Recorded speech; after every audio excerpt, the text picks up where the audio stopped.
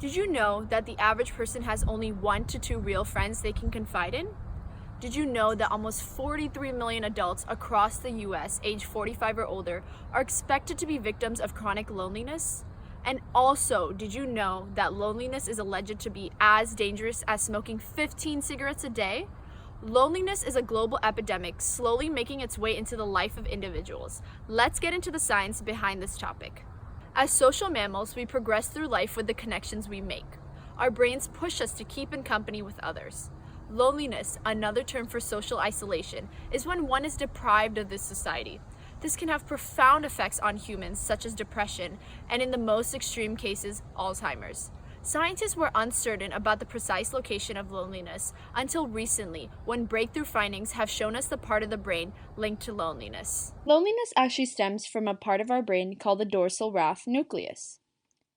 The DRN is located in the midbrain and pons, and the neurons in this area utilize many transmitters to control various physiological functions. Dorsal means the upper side of the human body.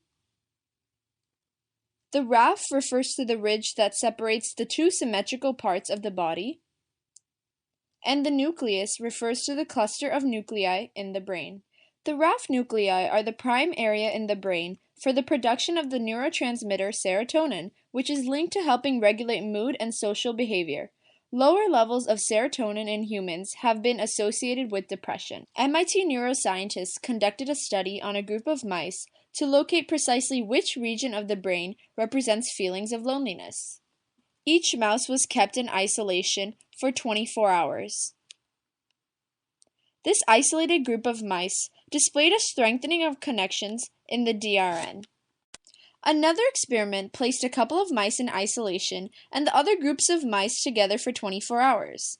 The results showed that in the group of mice that were housed together, the DRN neurons were not heavily active. The mice that were in isolation for 24 hours displayed increased DRN activity and became much more sociable after the isolation period. These experiment results showed that the neurons in the DRN play an important role in the increased motivation to socialize with others. Studies have shown a correlation between smartphone usage and loneliness in teenagers.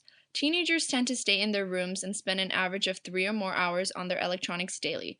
This group of kids have a 35% higher chance of a suicide risk factor and a 27% higher risk of depression. Loneliness is something that has serious effects, and it is not to be ignored. In today's world, people are attached to their smartphones, and this can cause major problems in the future. As humans, it is important that we collectively work together to combat loneliness. I'm Meghna Nair, and thank you for watching.